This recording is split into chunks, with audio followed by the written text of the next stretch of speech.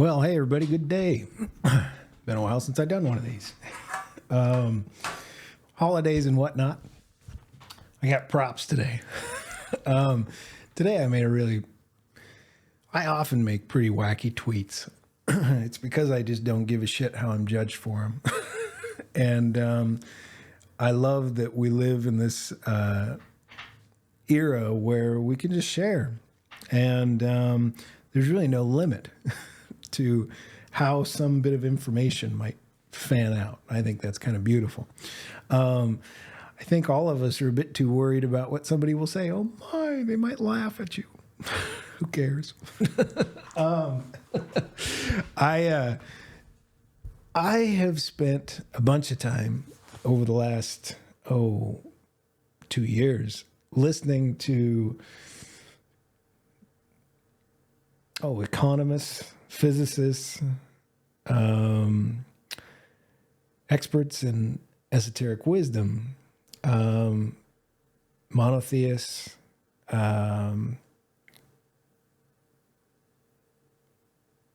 biologists.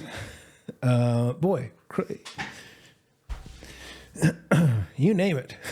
I'm curious. So I listen to all these types. And I listen to, I like the theories of everything people that are really focused on that. There's a podcast called Theories of Everything where they have people who come in with theories they want to register or hypotheses. And I watch a lot of that content. There's sort of a competitive thing with it. There's I did an episode of Eric Weinstein and Stephen Wolfram on Brian Keating's show. And you had these two, you'd have to go back and look at that one. But I find Eric's to be completely opaque. I have no idea what he's talking about. And I think a lot of people tune in because here's a guy who says, I've got it, geometric unity. And I've listened to him for a few hours on Rogan, more than that, probably 2 or 3 episodes where he was on there because I want to know how does everything work. So I'm drawn to people who are putting ideas out there, and I'm not at all judgmental about what their hypothesis is. But if you go back to my theories of everything stuff, I make it clear that I don't think you can have a theory of everything unless you include everybody's unique perspective on it. So me trying to look at all of these people like Chris Langdon and Donald Hoffman and Eric Weinstein, Stephen Wolfram. I like a lot of Stephen Wolfram stuff. I don't understand a thing I do, I find, because a lot of the people who want to talk about this stuff, they're really stuck in this kind of smarty pants mode where they want to kind of force you to look at it through their lens. Like an Eric Weinstein, that's totally what he does. It's like if you can't do the S2, R2, V2 and the 12 dimensions, and you can't think about it through his his mathematical proof, there's kind of like a smug dismissal. There's like I watched him do that to Stephen Wolfram, who I think is a fucking genius. And I'm just like, man, but I pointed it out and that it was funny watching, because I find Stephen Wolfram to be just the most polite. And I think he's one of the least kind of arrogant in how he describes his framework for everything. And I really like the model where you take a really basic rule set and then you grow it like a seed grows into a tree that drops new seeds and then fly out on the wind. And that, I think, fits very closely with you don't get this level of complexity by just like hard coding it. That was never going to happen. You set up a rule set that is so pristine and well ordered for exponential growth that just blossoms forever. And it has all kinds of error correction for trying things that don't work, just kind of hard coded into the very root structure. I love that. I think that's beautiful. I'm confident that it's some flavor of that. Stephen Wolfram gets the closest to it of the people I've listened to. But I wouldn't discount like Eric's geometric unity. I think what he's describing, it's props time. So I was talking to a buddy yesterday, and he was describing how debate sometimes is frustrating. There's some debate he doesn't want to participate in because he thinks that, well, I included it all in the tweet for context, but he says, let me find it. I said to him, yeah, same. I like debate and discourse. It's a fucking great time, and it helps me figure out what I think. And he says, that said, the last 5 to 7 years have been hard as hell on that front, and I'm beyond tired debating things that shouldn't be. That's where I tend to just walk away these days. I think he's talking about conversations with me there. That's cool. I mean, anything down in the weeds of like domestic politics, it's kind of where I'm at. It's all irrelevant to me. So I would just walk away from that conversation. So I can relate to that sentiment, but generally I'm very open-minded about talking about anything. And if you want to talk about domestic politics, I'll take it to a place where I try and help you see it as irrelevant. It's fun for me. I love talking. I love talking to people. I love having my ideas tested and challenged. It's fun.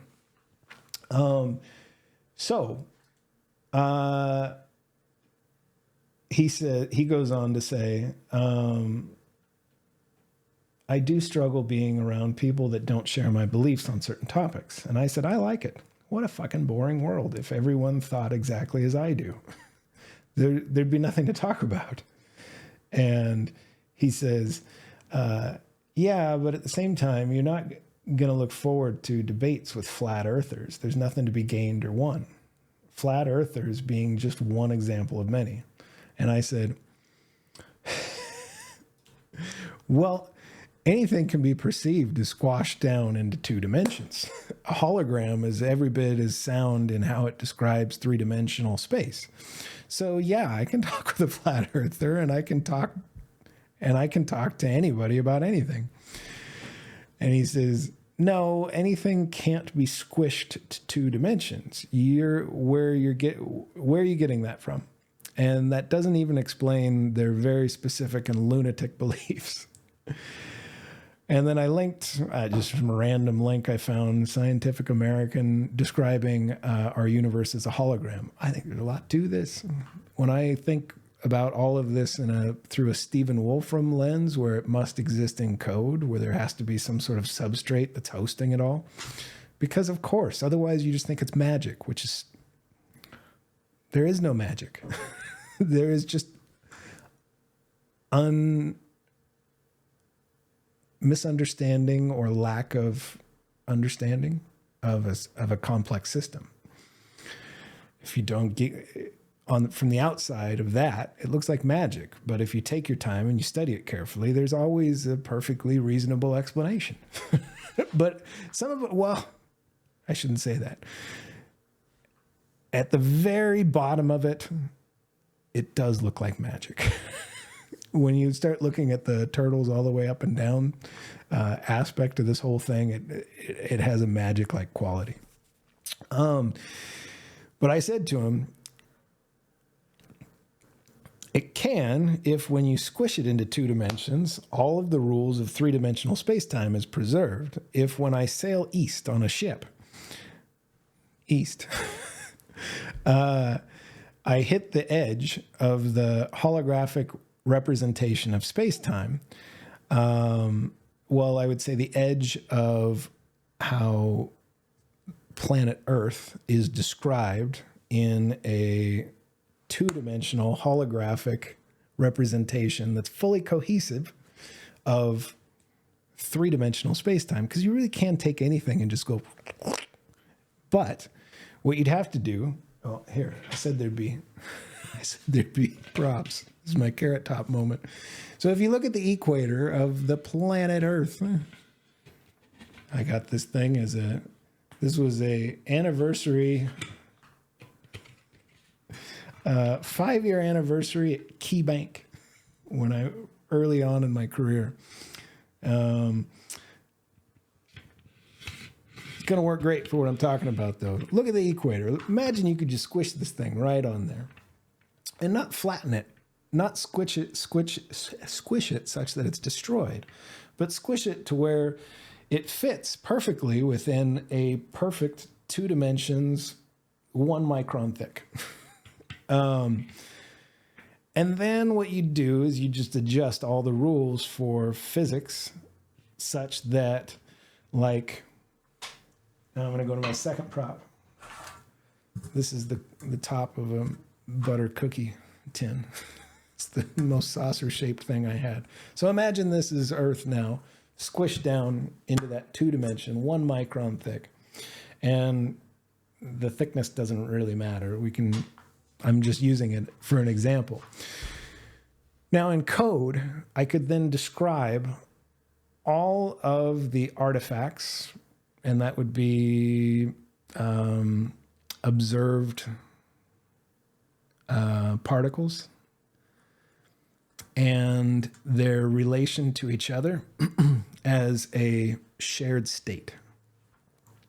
Now, as I'm traveling west along, on the Pacific Ocean towards Hawaii from the coast of California, let's say out here somewhere, wherever is logical for this thing being like fully accurate, to describe right when I get to the edge, if fully imperceptible to me, there was just a relay that would basically set like a bit 0 to 1 position on the disk to underneath, and it was imperceptible to me as an artifact traveling on that saucer, then I would just flip over to this side and I'd be moving on my merry way towards China.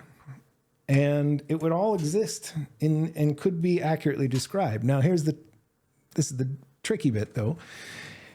You would have to adjust relativistic, like you'd have to adjust time as a progression between each point, such that you'd be going much faster if you observed it in the 2-dimensional plane toward the middle here, and then toward the end you'd be moving a lot slower so as to be covering the curve of the planet.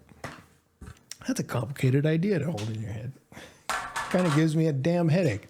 Now, the mathematicians, the Eric Weinsteins of the world, I think with their geometric unity, they're getting out their slide rules, and they're basically coming up with a lot of complicated math that gets to a proof of how in the standard model, conscious agents and particles interact with each other, and some of the rule sets like what I'm alluding to there. Now, because I don't use a slide rule to describe it, and I'm not using all of the graduate level mathematics, they go, they just shit on you. They just look at you like, oh, you're not allowed to have an opinion here. What? Hell yeah, I am. If anything, that thing I just described, like, it's very, this was funny when Stephen Wolfram kind of took Eric to task for doing that, for saying like why are you insisting that everyone in the world use your math to understand it? Why don't you explain it simply? Explaining it simply is actually a lot harder to do. So Yeah, I mean, you can choose to listen to Eric Weinstein describe it in a way that is completely, I find it, and I'm somebody who's listened to fucking hours of these people talk. I find it totally unintelligible, and I don't want to learn the math because it feels like mid-curving is what it feels like. It feels like, there's this popular meme on Twitter where you've got the low IQ and high IQ and the bell curve. And then right at the top of the bell curve is this really complicated understanding of something. And then I actually used that in this conversation at one point. And I was talking to my friends about innovation and why I'm a bit of an accelerationist, not a decelerationist. And one of my friends put up like this big long like paragraph of well thought out, like way down in the weeds reasons why innovation is evil or leads to bad outcomes often or always. And I pushed back with the mid-twit meme where I said, well, basically, you've got both sides of the curve, the fools and the sages, the one with the 0 IQ and the 160 or whatever it is, 180, high IQ. You got them agreeing, just go faster. It's that simple. Now, like my friend interpreted that as I was saying that he represents mediocrity and lesser intelligence. And no, what I'm saying is it's not, when I use the mid-twit meme, I'm not saying that one is smarter than the other. I'm saying the middle curve is you putting too much complexity in how they understand something. Whenever you get the smartest and the dumbest in the room agreeing on something, it's because you're overcomplicating it. It's actually a lot simpler. And I find with a lot of these conversations, when I look at it, it's like, I know I don't need to look at the math because I know what they're trying to do is flatten everything into a hologram and explain it in data. At least I think that's what it is. That's how I would design it. I think a lot about how to run a universe like this all the time.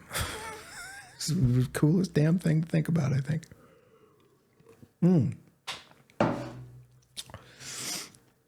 And it makes sense to me that what you could do once you squish a holographic representation of two-dimensional, the universe, like if you squished it down like this now, you could set it up on a string and you could just line up a whole bunch of these all in a row. And each wafer would be like remember those old slide projectors in the 1980s? I do. I'm 45. And in school, we'd have sometimes like in science class or something like that, they'd have a slide projector and the teacher would sit there and hit a button and it would just go. But another way to look at this is just as slides in like a film projector, like 35 millimeter or whatever. I don't know what millimeter they use for movies. But if you just picture it as a reel of light passing through a single state, or like a cartoon, a picture of Mickey Mouse, like this, like this, like this, like this, like this, and it starts to look like he's waving if you play it at more than 24 frames per second. I think the universe works kind of like this. I think that it's logical to me that you could compress all of the state data into a holographic representation that accurately tracks like every particle and its position in relation to everything else. And there's a higher level of this, or there's an abstraction beyond particles, which is like cognitive agency. And that is important for unifying quantum mechanics and like the standard model. When I just squish the standard model space up into this, and then I start thinking of it all as a bunch of slides in a projector, then you have state changes of, let's say, Frosty's nose here. let's say this represents all of the particles that make up Frosty the Snowman, walking from here to the house. And a state change would just need to be, it would have to reconcile against all of the other state. So in order for a state change to be accepted, it would have to be harmonious with the parent slide and the child slide. Like it all fits together like blocks in a blockchain, and the hashes have to line up. The hashes represent a snapshot of harmonious everything.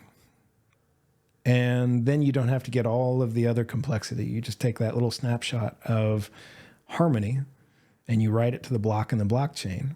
And then I think you can fork it. Now, this is where quantum mechanics starts getting it really interesting. This is where you might be able to harmonize a different perspective of a reconciled version of flattened space-time as a hologram, and then you could fork it.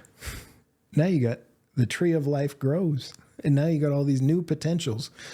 And as long as the core is harmonious with the rule set that spawned it, why couldn't that occur?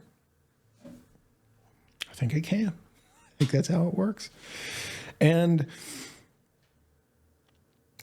that is, and I don't need any outside validation of it because I don't find anything I hear from like Eric at all coherent to describe any of it. Like, I think his math is probably pointing at some of the calculations that are describing all the interaction of the particles and everything, but it's middle curving it. It's like you're too down in the weeds. Like just go like that. Just know that it's possible. And then see time as a collection of state changes where everything reconciles. I don't know. That's a big thought. Kind of gives me a headache to think thoughts like that, but it's fun. Let's see. I think I'll end there. It's just going to be a short. I'm always adding to that. And I think there's a hell of a lot more to say about it. But I'm frustrated with the community that does this does not do TLDRs. They don't just break it down in a way that everybody can understand it and just talk plainly. I love that. I thrive on just put it to me straight. Don't cut out all your math. Nobody has that. Just describe what you're saying the math is getting you to as a conclusion, and then describe that. That's way more useful. That's an abstraction that you can work with, and you can start, other people can contribute in meaningful ways by inspiring new thought. I will end there. Thank you all so much for listening. That could have been totally baloney. Who cares? I'll just keep thinking about it till it makes sense. Cheers, everybody.